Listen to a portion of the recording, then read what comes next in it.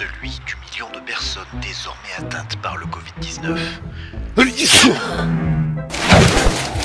Chérie, ça va? Oui, ça va, chérie. J'ai signé. On est couvert. Avec l'assurance Leadway Protection, assurez à votre famille un soutien financier en cas de décès, d'invalidité ou de maladie grave, y compris Covid-19. Vous prenez soin de ceux que vous aimez, nous prenons soin de vous. Souscrivez à 9 900 francs par an et recevez 500 000 francs en cas de sinistre. Rejoignez-nous. Leadway Vie.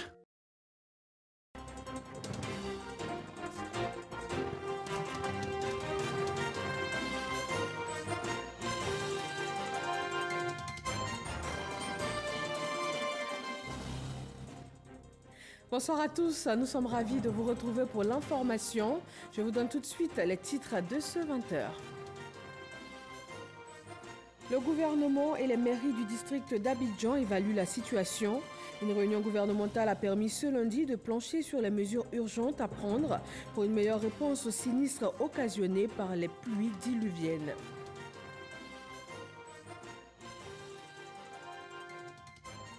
La Côte d'Ivoire enregistre ce lundi 185 nouveaux cas de Covid-19 sur 844 tests effectués. On compte aussi 60 guéris et 2 décès. Le point complet du ministère de la Santé et de l'Hygiène publique dans ce journal.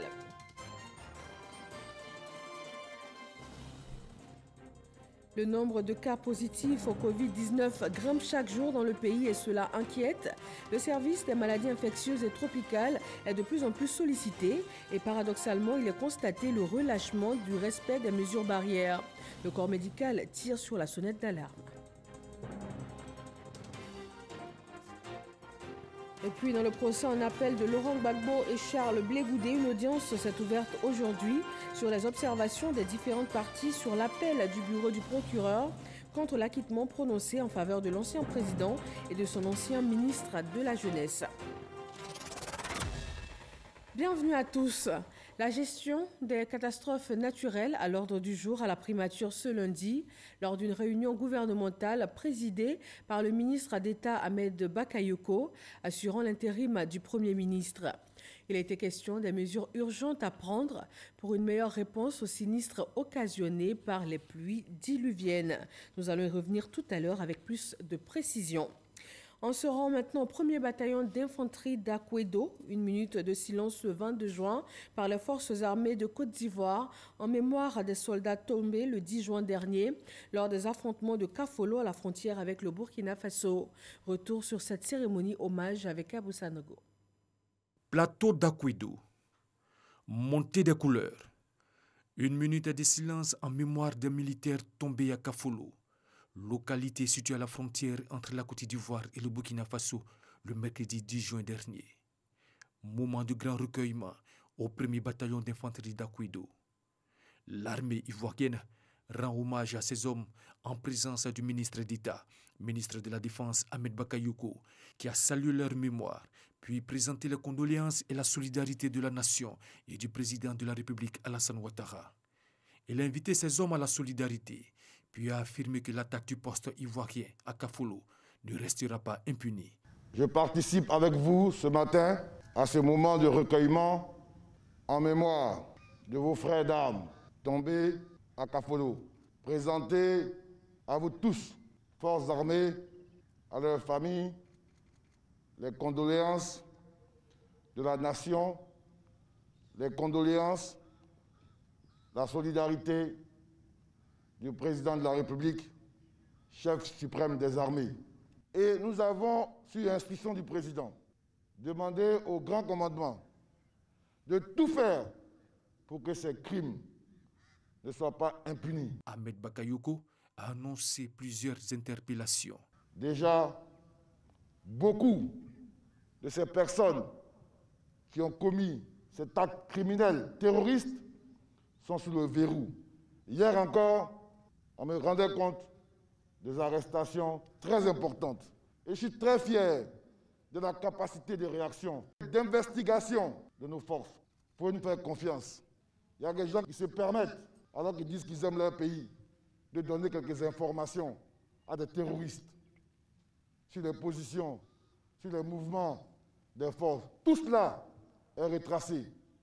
La manipulation ne passera pas. Nous allons continuer le travail pour que tous ceux qui ont fait ça et que toutes les complicités nationales comme internationales soient établies.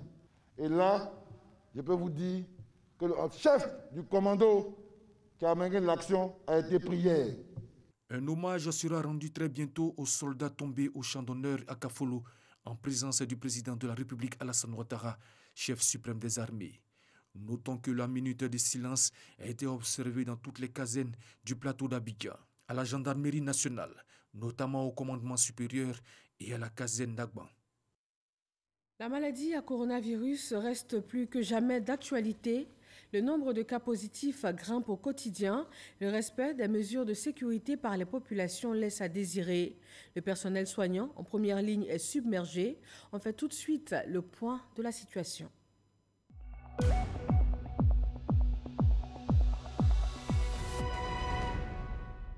La pandémie continue et en face, la riposte sanitaire du gouvernement ne faiblit pas. La ville de Grand-Bassam vient d'ouvrir son centre d'accueil et de dépistage Covid-19. Les populations sont invitées à le fréquenter et surtout à respecter les mesures barrières afin de rompre la chaîne de contamination. Aboulaye Koné. C'est le 13e centre du genre déjà opérationnel dans le Grand Abidjan. Ce site de Grand-Bassam vient accroître la capacité de dépistage et de prise en charge rapide des malades. Il avait été prévu que nous ouvrons 13 sites de dépistage. Cela s'inscrit donc dans notre plan de lutte. Nous avions toujours dit que nous avions pour stratégie dépister, isoler et traiter.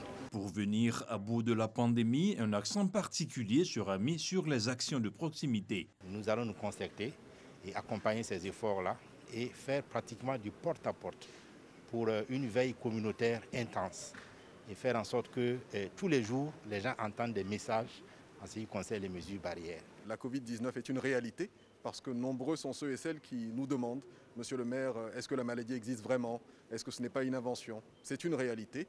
Il y a de nombreux compatriotes qui sont touchés, qui sont pris en charge dans de très bonnes conditions. Et l'infrastructure que nous voyons ici, aujourd'hui, nous rassure quant à l'engagement du gouvernement à remporter cette bataille contre la Covid-19. Le nombre de cas positifs est en constante augmentation depuis quelques semaines dans notre pays. Une hausse due en partie à la saison des pluies, mais surtout à l'indiscipline des populations. Pour cela, sortir du Grand Abidjan reste conditionné par un laissez-passer. Ce document est gratuit selon le porte-parole de la police nationale. Bleu Charlemagne s'est exprimé lors du point presse journalier. Le reportage de Francis Boifo. Attention, la maladie est dangereuse et peut être mortelle. La Covid-19 est très contagieuse, se propage rapidement et n'épargne personne. Chez les sujets de 1 à 20 ans, 1669, soit 25,9% du nombre total de Covid-19 dépistés, avec une augmentation de 19 cas pour les 1 à 10 ans, une augmentation de 50 cas pour les 11 à 20 ans et 228 cas en plus pour les 21 à 30 ans, comparativement aux données du 16 juin. Ces données confirment que les enfants et les jeunes sont susceptibles d'être contaminés et transmettre la maladie. 45 districts sanitaires sur les 113 que compte le pays sont touchés depuis le premier cas, y compris le Grand Abidjan. Justement, pour sortir du Grand Abidjan, il faut, rappelle le porte-parole de la police nationale, un laissez-passer signé des autorités. Ce document est gratuit et concerne tout le monde, tout citoyen vivant en Côte d'Ivoire, ivoirien ou non. Il faut par ailleurs préciser que sont exclus de ces proscriptions les déplacements des personnels des secteurs suivants, conformément aux dispositions de l'article 2 du présent arrêté. 1. L'approvisionnement en eau, électricité, télécommunications. 2. Les médias et la communication. 3. Les chantiers des bâtiments et travaux publics. 4. La production de l'électricité, des hydrocarbures et du gaz. 5. Le fonctionnement des complexes agro-industriels. 6. Les transports des fonds et des valeurs.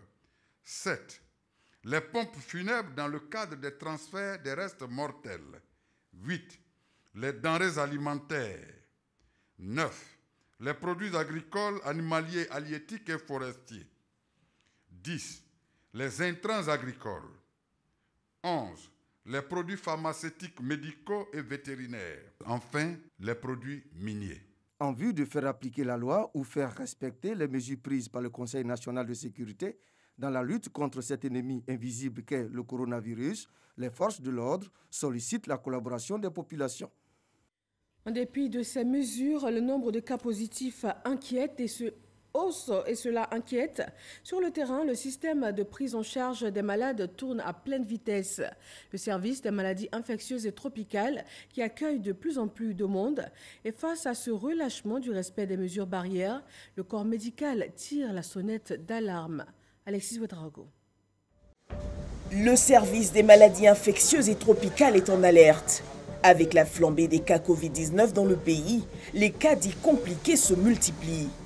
Les cas compliqués, c'est les cas des patients qui vont venir aux maladies infectieuses et qui auront besoin d'être admis en réanimation. Donc, c'est des patients qui viennent pour la plupart parce qu'ils ne peuvent pas respirer, parce qu'ils ont une tension qui s'est effondrée, soit parce que la fièvre est trop importante ou bien carrément parce qu'ils sont déjà dans le coma. Ce lundi, le service compte 2 morts, des personnes qui avaient été placées sous assistance respiratoire. Aux soins intensifs, la lutte est engagée 24 heures sur 24 pour sauver le plus grand nombre.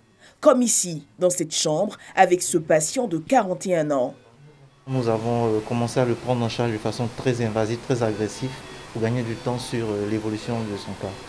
Aujourd'hui, après 48 heures d'hospitalisation ici, il est toujours sur respirateur, mais il affiche des paramètres qui sont pour le moment satisfaisants. Un peu plus loin, nous rencontrons pharmacienne sur son lit. Après plus de 5 jours d'hospitalisation, elle connaît depuis dimanche une nette amélioration de ses constances.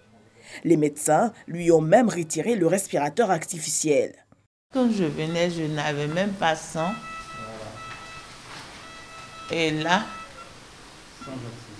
sans oxygène, je respire. Elle est arrivée dans un tableau donc de difficultés respiratoires. Et on est passé par toutes les étapes pour la prise en charge jusqu'au ventilateur. Là. Donc elle est restée sous respirateur une semaine. Et au bout d'une semaine, nous avons régressé tous les médicaments que nous avons vus. Et depuis hier soir, elle est totalement réveillée, mais on prépare sa sortie. Diabétique et enceinte, elle témoigne de la violence de la maladie et exhorte à la prudence.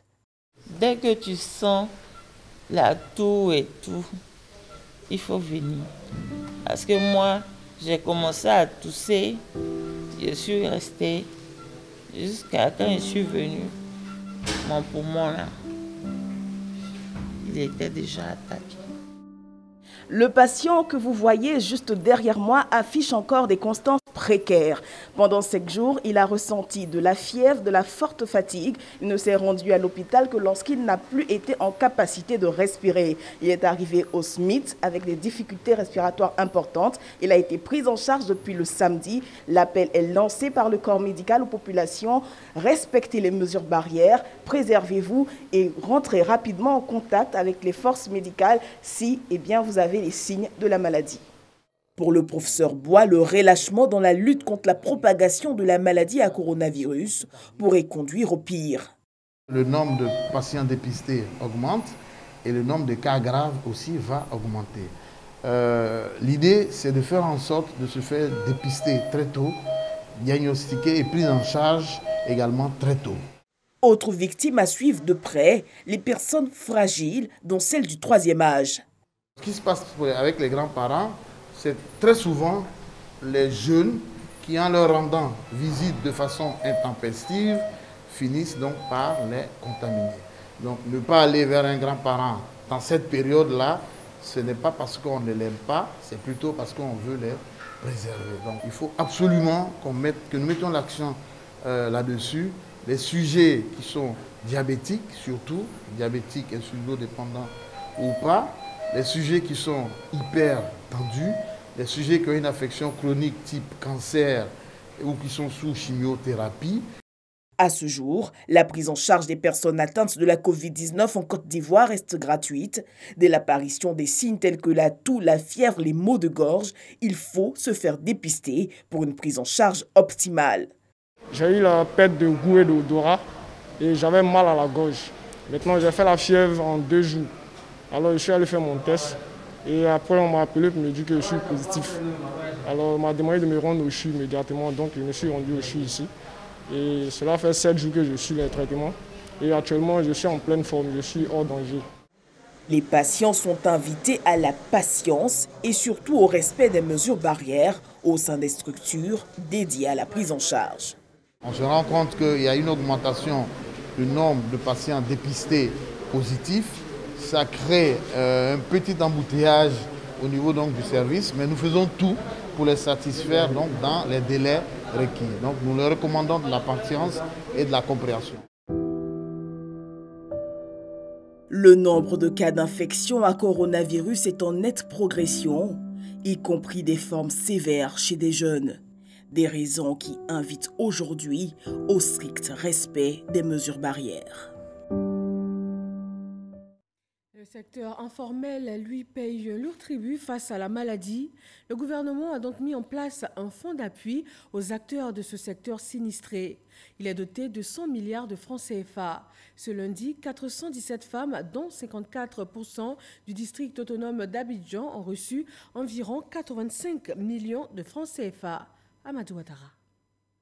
C'est un chèque individuel d'un montant minimum de 200 000 francs CFA remis symboliquement à 25 femmes, mesure barrière oblige. Elles font partie des 417 femmes du secteur informel, dont 54% issues du district d'Abidjan, qui reçoivent ainsi cette subvention de l'État afin de les aider à relancer leurs activités dans les secteurs de l'artisanat, du commerce, de la restauration et de divers services fortement impactés par la COVID-19.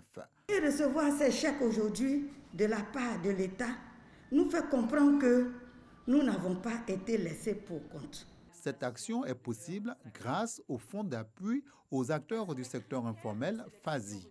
À travers ce fonds, le gouvernement compte distribuer 100 milliards de francs CFA. Pour bénéficier du FASI, il faut préalablement se faire identifier en ligne sur le site www.fasi.ci. La secrétaire d'État chargée de l'autonomisation de la femme, Miss Belmonde Dogbo, et le ministre de la promotion de la jeunesse et de l'emploi des jeunes, Mamadou Touré, ont rappelé la pertinence que représente le FASI. J'ai été témoin des doutes, des lamentations, parfois des pleurs de nos sœurs et de nos mamans. Aux premières heures de la crise sanitaire, certaines d'entre elles avaient déjà fermé boutique et utilisé leurs fonds de commerce pour assurer la popote à la maison. Le FASI, entendez Fonds d'appui au secteur informel, est un volet de la réponse du gouvernement à cette crise. Je voudrais ici demander à nos mamans et à nos sœurs qui viennent de recevoir ces ressources d'en faire un bon usage. Et j'espère que ces ressources permettront donc non seulement d'atténuer les effets négatifs du Covid, mais ces ressources permettront aussi à certains acteurs, certains informels, de relancer leurs activités qui ont dû être arrêtées. À ce jour, 6 800 acteurs du secteur informel ont déjà bénéficié de cet appui, dont 3 148 femmes. Je vous propose maintenant le bilan chiffré de ce jour. La Côte d'Ivoire enregistre aujourd'hui 185 nouveaux cas de Covid-19 sur 844 tests effectués. Le point détaillé du ministère de la Santé et de l'Hygiène publique. Le ministère de la Santé et de l'Hygiène publique a enregistré ce jour, lundi 22 juin 2020, 185 nouveaux cas de Covid-19 sur 844 échantillons prélevés, soit 22% de cas positifs, 60 guéris et 2 décès. Nous avons déploré ce jour 2 décès au service des maladies infectieuses et tropicales du CHU de Treichville. Il s'agit d'un patient de 76 ans avec des antécédents d'accident vasculaire cérébral et d'embolie pulmonaire et d'un patient de 35 ans sans antécédent particulier, décédés à l'arrivée. Le ministre de la Santé et de l'Hygiène publique présente ses condoléances aux familles éplorées.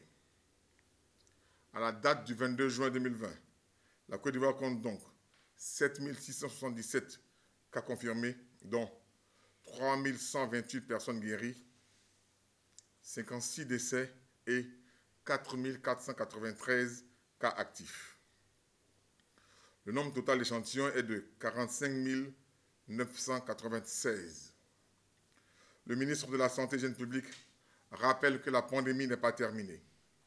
Il exhorte les populations vulnérables, notamment les personnes âgées et les personnes atteintes de maladies chroniques, à réduire leurs déplacements afin de se protéger et de préserver leur santé. Le ministre de la Santé et de l'Hygiène publique en appelle donc à la discipline et au strict respect des mesures barrières. Pour stopper la pandémie, nous devons tous être responsables. Si vous toussez avec de la fièvre, des difficultés respiratoires et une perte de goût et de l'odorat, n'hésitez pas à vous rendre dans un des centres d'accueil et de dépistage Covid-19 ou appeler les numéros gratuits suivants, le 101, le 119, le 125 et le 143. Et selon les derniers chiffres de l'OMS, l'Égypte comptabilise 55 233 cas confirmés, 2193 décès. Le Maroc, 10 172 cas confirmés, 214 décès. Le Nigeria, 20 244 cas confirmés, 518 décès. L'Afrique du Sud, 97 302 cas confirmés, avec 1930 décès. Et dans le monde entier, au moins 9 850 cas confirmés, avec au moins 469 239 décès. Revenons sur cette réunion gouvernementale sur la gestion des catastrophes naturelles. Il a été question des mesures urgentes à prendre pour une meilleure réponse aux sinistres occasionnés par les pluies diluviennes. Mama Traoré. Abidjan, toujours sous l'emprise des fortes averses ce lundi. Pas de quoi empêcher la tenue de la réunion gouvernementale prévue à cet effet à la primature. Autour du ministre d'État Ahmed Bakayoko assurant l'intérim du Premier ministre, les membres du gouvernement ont planché sur le dispositif organisationnel de gestion des catastrophes naturelles, tel l'éboulement de terrain tragique survenu jeudi dernier dans la commune d'Aniama. Nous avons constaté donc la nécessité d'une réponse très rapide et coordonnée de l'ensemble des acteurs qui concourent à la gestion de la crise.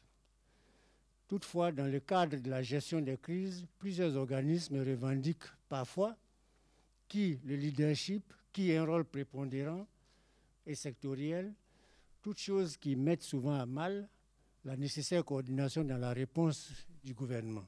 Il est important qu'on s'accorde sur le rôle de chacun, parce que quand survient une catastrophe, le temps joue contre l'organisation qui est mise en place, le temps joue contre les moyens qu'il faut qu'on déploie. Conviés à cette réunion, les élus municipaux du Grand Abidjan. Avec eux, le gouvernement a évalué le plan d'évacuation des sites à risque dans chaque commune. Un appel pressant est lancé aux populations. Une étude lourde a été conduite pour connaître ce qu'il faut faire pour sortir des quartiers précaires. Et nous prions de pouvoir mettre en œuvre dans les prochaines semaines, les prochains mois, cette grande étude qui va permettre que tous nos frères et sœurs qui sont dans les quartiers précaires sortent des quartiers précaires pour être dans des zones aménagées de fort belle manière. Nous continuons à lancer un appel aux populations qui habitent dans les zones à risque. Ces zones ont été identifiées. Ces zones sont connues. Il y a eu de nombreuses campagnes. Nous demandons à ces populations de quitter ces zones dangereuses pour elles-mêmes, pour leur vie, pour la vie de leurs enfants, pour la vie de leur famille. Nous allons travailler, après la sensibilisation, à faire en sorte que ces personnes-là ne restent pas dans ces zones-là. Pour l'heure, les fortes pluies qui s'abattent depuis le 7 juin dernier sur l'ensemble du territoire national ont occasionné 19 décès et des centaines de familles sinistrées. On s'intéresse maintenant à l'actualité politique. L'opération d'enrôlement sur la liste électorale continue jusqu'au mercredi 24 juin. Certificat de nationalité, extrait de naissance, certificat de résidence, ce sont là des pièces importantes pour les opérations d'identification et d'enrôlement en cours. Le gouvernement a pris des mesures pour en faciliter l'accès aux populations. Sidonie Davila s'est intéressée à ces dispositions et au déroulement des opérations sur le terrain. L'enrôlement pour la révision de la liste électorale. L'opération a démarré le 10 juin dernier en Côte d'Ivoire. Sur les pièces requises, les précisions du président de la Commission électorale indépendante, CEI. C'est la carte nationale d'identité. Si vous n'avez pas la carte nationale d'identité, vous pouvez vous procurer une attestation d'identité. Si vous n'avez pas une attestation d'identité, vous pouvez vous procurer le récépissé d'enrôlement à l'ONESI pour avoir la carte nationale d'identité. Et si vous n'avez pas non plus ce document, vous pouvez vous procurer un certificat de nationalité ivoirienne. L'État, en vue de faciliter l'acquisition de ces documents administratifs, a lancé une opération spéciale. Une mission confiée à une structure. Pour quelqu'un qui veut juste profiter de son droit civique, alors notre rôle, nous, cette personne vient à nos guichets et à ce niveau-là, nous recevons les demandes que nous enregistrons et nous transmettons aux juridictions pour les décisions. Lorsque les décisions sont prises, nous ramenons justement les documents au niveau de la sous-préfecture pour que l'usager puisse les récupérer. Depuis le 15 mars dernier, la structure a donc ouvert ses guichets dans les différentes mairies d'Abidjan et dans toutes les sous-préfectures du pays. Nous sommes à la sous-préfecture de Grand Bassam. Sonia Akou se fait établir un certificat de nationalité dans l'un des guichets dédiés. Je suis venue établir un certificat de nationalité pour pouvoir m'inscrire sur la liste électorale. Dans les guichets sont accueillies les personnes qui viennent pour des certificats de nationalité et pour des extraits de naissance. Une fois les données du pétitionnaire enregistrées, elles sont traitées et acheminées au tribunal de la ville. Le sous-préfet fait les contrôles qu'il faut et puis signe les documents qu'il y a signés. Dès que c'est signé, c'est transmis au tribunal. Je mets un point d'honneur à ce que les dossiers soient traités le plus rapidement possible. L'opération de facilitation d'acquisition des pièces administratives lancée il y a 3 mois n'avait pas mobilisé beaucoup de pétitionnaires. Depuis le 10 juin, date du démarrage de l'enrôlement pour la révision de la liste électorale, les choses ont changé. Ce projet a été dimensionné pour recevoir entre 50 et 100 personnes par sous-préfecture. Il y a 500 sous-préfectures, au moins 50 000 documents jour. Aujourd'hui, nous sommes à plus de 445 000 requêtes, dont 257 000 demandes de certificat de nationalité. Nous avons aussi pu traiter sur les 257 000 demandes de certificat de nationalité 212 000 certificats. Et aujourd'hui, nous sommes en phase de faire distribuer aux populations plus de 135 000 certificats. Améliorer ces chiffres reste l'objectif principal de Hamidou Bodi et son équipe, même si bien de difficultés doivent être surmontées. La difficulté majeure que nous rencontrons ici, c'est le problème d'électricité. Il y a des coupures qui sont très fréquentes, ce qui rend l'opération un peu lente. Kone Seydou n'est pas membre de l'équipe de Nelly Yavo, mais délégué départemental de son parti. Il est engagé à assister les militants dans leur démarche d'acquérir leurs pièces pour se faire enrôler. Nous constatons que pour un pétitionnaire, pour avoir le jugement respectif, il faut remplir 4 imprimés. Or, sur la première page de demande, toutes les informations sont déjà consignées. Donc, vu cette longueur des papiers à remplir, les agents ne peuvent pas prendre beaucoup de pétitions dans la journée. 2000 opérateurs techniques déployés partout dans le pays reçoivent aussi bien des personnes intéressées par les documents servant à l'enrôlement que celles intéressées par les documents pour l'identification. Dans l'un de ces guichets, Morissette Conan a pu se faire établir son certificat de nationalité. Il lui permet aujourd'hui de participer à l'opération d'identification pour l'obtention de sa pièce d'identité. J'avais déjà les extraits sous la main. Maintenant, c'est le certificat. C'est au niveau du certificat qu'il y a eu un peu de soucis. C'est ce matin même que j'ai pu avoir. Il est bon de préciser que le certificat de nationalité dont la délivrance est facilitée par l'État sert aussi à l'opération d'identification, tout comme l'extrait de naissance dont la délivrance est aussi facilitée par le gouvernement. Une autre pièce dont l'acquisition est aussi rendue aisée par l'État, le certificat de résidence, document qui sert aux personnes déjà inscrites sur la liste électorale à changer de lieu de vote. Dans les commissariats, cette pièce s'obtient gratuitement, témoigne cette dame qui a préféré garder l'anonymat. Ils m'ont demandé de prendre une facture de CIE ou bien de SODECI et puis d'aller au 35e arrondissement. Ils ne m'ont pas dit de payer quelque chose. Parce que le document même, c'est gratuit. Le certificat de résidence pour la révision de la liste électorale est certes produit dans les commissariats, mais reste un document spécifique à l'enrôlement. Les autorités insistent sur sa gratuité. Il faut se faire enregistrer sur la liste électorale et c'est le message du coordonnateur RHDP du Kabadougou-Folon qui est en tournée de sensibilisation. Gassou Touré s'est aussi rendu dans les centres de traitement et de saisie des requêtes. Abou Sanogo. Une semaine passée dans la région pour sensibiliser sur l'importance de l'opération d'enrôlement. Le coordonnateur régional RHDP du Kabadougou-Folon, Gassou Touré, a débuté sa tournée par une rencontre avec les membres de la coordination régionale pour faire un point général de situation concernant les jugements supplétifs et certificats de nationalité de nouveaux majeurs. Il s'est ensuite rendu dans des centres de traitement et de saisie des requêtes mis en place pour faire le point des dossiers traités, des documents administratifs et des difficultés qui rencontrent ces équipes. Des visites ont été également effectuées à la justice, au siège du RHDP pour s'assurer des conditions de travail des équipes sur le terrain. À l'issue de celle-ci, le coordonnateur régional RHDP du Kabadougou-Folon appelle la population à aller s'inscrire sur les listes électorales. Je voudrais inviter l'ensemble des militants qui ne sont pas sur la liste encore de venir s'inscrire. Et ceux qui sont sur la liste, il faut qu'ils vérifient qu'ils sont effectivement sur la liste. Donc s'ils n'ont pas le code pour le faire, qu'ils viennent au siège ou dans les différents sites pour s'assurer qu'ils sont réellement sur la liste. Parce que c'est ça le véritable enjeu. Gassou Touré, coordonnateur principal de la coordination régionale RHDP du Kabadougou-Folon, multiplie les rencontres avec les militants de son parti à quelques jours de la fin de l'opération afin de faire gagner leur candidat le 31 octobre prochain. Dans la région du Bafing, le coordonnateur régional RHDP a parcouru les départements de Touba, Ouaninou et Koro. Même message de sensibilisation.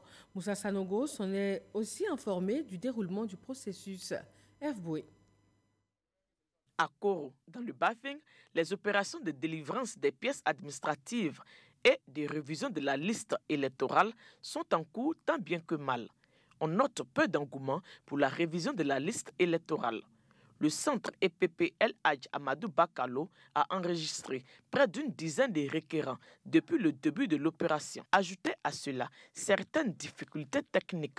Avec l'Unitec, en tout cas cette structure, pour nous ici, c'est une structure vraiment très défaillante parce que partout, les valises qu'ils ont donc remis dans nos différentes sous-préfectures ont été remises très en retard. Pour comprendre tout ce processus, Moussa Sanogo, coordonnateur régional RHDP du Bafing, est en tournée d'évaluation. Il a parcouru les 3 départements du Bafing, Touba, Ouaninou et Koro. Au programme, rencontre avec le corps préfectoral, les autorités judiciaires, les leaders de jeunes, de femmes, la chefferie, mais aussi visite de quelques centres d'enrôlement. Il a en outre saisi l'occasion pour inviter les personnes qui n'ont pas de pièces administratives à saisir cette opportunité. C'est une des belles opportunités que le gouvernement offre pour permettre à tous ceux qui jusque-là n'avaient aucun papier de régler définitivement ce problème et de permettre aussi à leur progéniture d'avoir des papiers. Pour booster le processus d'enrôlement des populations, l'Association des cadres du Bafing 2020 a offert 10 motos à la coordination régionale RHDP. En marge de cette tournée, le ministre Moussa Sanogo a, au nom du Premier ministre Amadou Gon Coulibaly, remis 2 véhicules de type 4x4 à l'escadron de la gendarmerie de Touba. Du Bafing à la région du Haut-Sassandra, le sujet est le même.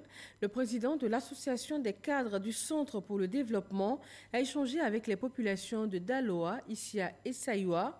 Il les a exhortés à participer au processus électoral en cours. Léon Pro. Plus d'entrave à l'opération d'enrôlement ici à Saïwa, confie au président des cadres du Centre pour le développement, en abrégé ACCD, autochtones BT et halogènes Baoulé ou Malinké. Un engagement après que le ministre Amédée Kouakou a expliqué les pièces exigées, certificat de nationalité ou extrait de naissance, établi à 500 francs l'un pendant l'opération d'identification. On va essayer de réunir tout le monde, petits, grands, enfants, ceux qui sont à l'âge de faire un jugement, ils vont le faire. Ceux qui sont à l'âge de faire carte d'identité vont le faire.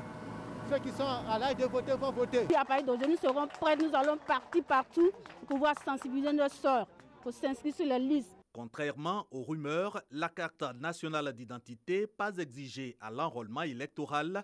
Clarification du ministre de l'Équipement tant à Saïwa qu'à Isia, Daloa, Taïra 2 ou Golikro, Kwadjoko, Adjamé, Ghana, Bandamakro, bref, 18 localités de la région du Haut-Sassandra visitées et 20 rencontres tenues en 3 jours pour aussi clarifier sur la non-gratuité des cartes nationales d'identité. Nous sommes venus donc les sensibiliser pour dire qu'il faudrait que nous puissions travailler ensemble. Les élections vont se passer, il faudrait que les élections se déroulent dans la paix, dans la cohésion, car notre pays a besoin de développement. En exhortant à la participation populaire aux opérations d'identification et d'enrôlement, le président de l'ACCD explique les raisons pour son association de battre pavé pour le RHDP et invite à leur emboîter le pas, brandissant ce parti comme le creuset du vivre ensemble, de la paix et du développement. Mais depuis vous voyez, les cartes d'identité n'ont jamais été gratuites. Sous Béguier, les cartes d'identité n'étaient pas gratuites. Sous le président Gbagbo, les cartes d'identité n'étaient pas gratuites. C'est quand il y a eu la rébellion et qu'on devait aller faire les élections de 2010, la communauté internationale a donné de l'argent pour faire les cartes d'identité. Actuellement, le pays est en paix. Donc, c'est chacun des Ivoiriens qui doit faire sa carte d'identité. Leur tournée dans le Haut-Sassandra, le président de l'ACCD et sa délégation l'ont également mise à profit pour sensibiliser sur la riposte à la Covid-19. Le directeur exécutif du RHDP est lui aussi sur le terrain pour mobiliser. Adama Bictogo, en tournée dans la région du Bélier, a partagé avec les populations l'importance de prendre part à l'opération d'enrôlement en cours. Kader Sogodogo.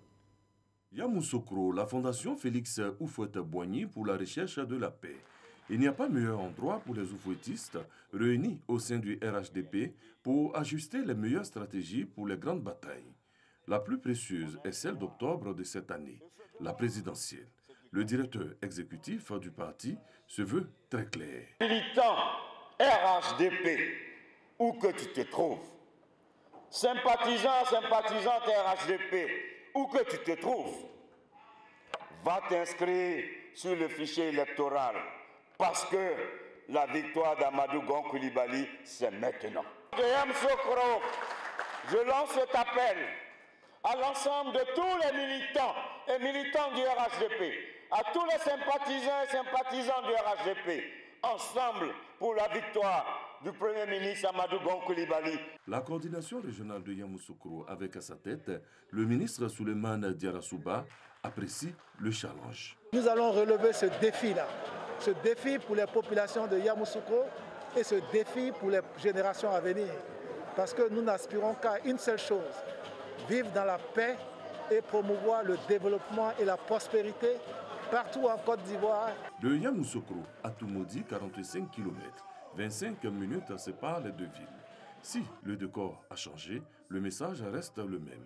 Adama Bictogo et sa délégation galvanisent les militants du Bélier.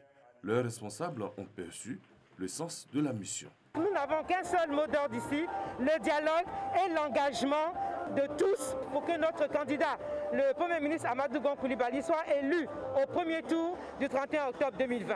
Nous voulons que notre victoire ici soit méthodique et bien structurée.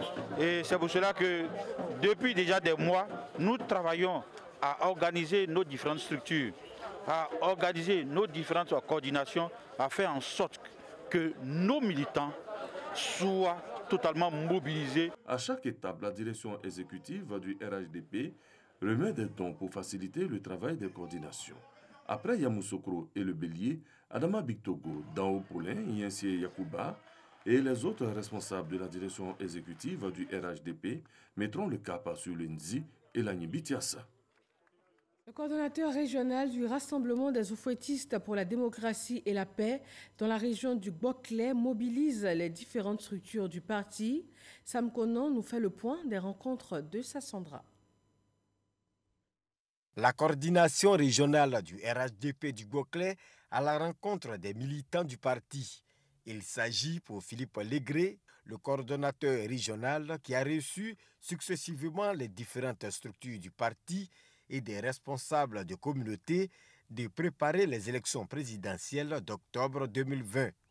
Des élections présidentielles qui, selon lui, passent par l'opération d'enrôlement et de révision de la liste électorale. L'avenir de la région du Boclé se joue aujourd'hui. Si vous aimez votre région, qui est la région du Boclé, vous devez pouvoir aller vous inscrire sur la liste électorale. Au nouveau majeur, le coordonnateur régional du RHDP a demandé de s'inscrire massivement sur la liste électorale afin de participer au choix du nouveau président de la République. Occasion également pour Philippe Légré de vendre le candidat du parti RHDP. Je voudrais vous appeler à faire le bon choix. Aujourd'hui, là, celui qui est au pouvoir et qui nous a apporté déjà tout ça, là, c'est Amadou Gon Coulibaly, le Premier ministre, qui aujourd'hui détient le développement, qui lui a déjà fait ses preuves avec le président Alassane Ouattara, qu'il a choisi comme le candidat du RHDP, gagnera les élections. Ça, je vous le dis. Des résultats au-dessus de 95%.